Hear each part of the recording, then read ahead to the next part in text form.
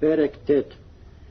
ויברך אלוהים את נוח ואת בניו, ויאמר להם, פרו ורבו ומילאו את הארץ, ומוראכם וחיתכם יהיה על כל חיית הארץ, ועל כל עוף השמים, בכל אשר תרמוס האדמה, ובכל דגי הים, בידיכם ניתנו. כל רמס אשר הוא חי, לכם יהיה לאוכלה, כירק עשב נתתי לכם את כל. אך בשר בנפשו דמו לא תאכלו, ואך את דמכם לנפשותיכם אדרוש, מיד כל חיה אדרשנו, ומיד האדם, מיד איש אחיו, אדרוש את נפש האדם. שופך דם האדם, באדם דמו יישפך, כי בצלם אלוהים עשה את האדם. ואתם פרו ורבו, שרצו בארץ ורבו בה.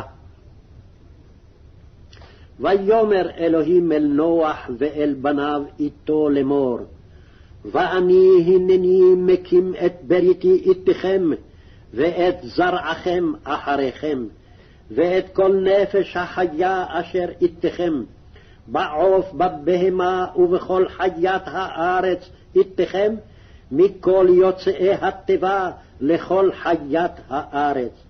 והקימותי את בריתי איתכם, ולא יכרת כל בשר עוד ממי המבול, ולא יהיה עוד מבול לשחט הארץ. ויאמר אלוהים, זאת אות הברית אשר אני נותן ביני וביניכם, ובין כל נפש חיה אשר איתכם לדורות עולם. את קשתי נתתי בענן, והייתה לאות ברית ביני ובין הארץ. והיה בענני ענן על הארץ, ונראתה הקשת בענן, וזכרתי את בריתי אשר ביני וביניכם, ובין כל נפש חיה בכל בשר, ולא יהיה עוד המים למבול לשחט כל בשר. והייתה הקשת בענן, וראיתיה לזכור ברית עולם, בין אלוהים ובין כל נפש חיה בכל בשר אשר על הארץ. ויאמר אלוהים אל נוח, זאת אות הברית אשר הקימותי ביני ובין כל בשר אשר על הארץ. ויהיו בני נוח היוצאים מן התיבה שם וחם ויפת, וחם הוא אבי כנען. שלושה אלה בני נוח, ומאלה נפצה כל הארץ. ויחל נוח איש האדמה, ויטע כרם, וישת מן היין וישכר, ויתגל בתוך אוהלו. וירחם אבי כנען את ערוות אביו, ויגד לשני אחיו בחוץ.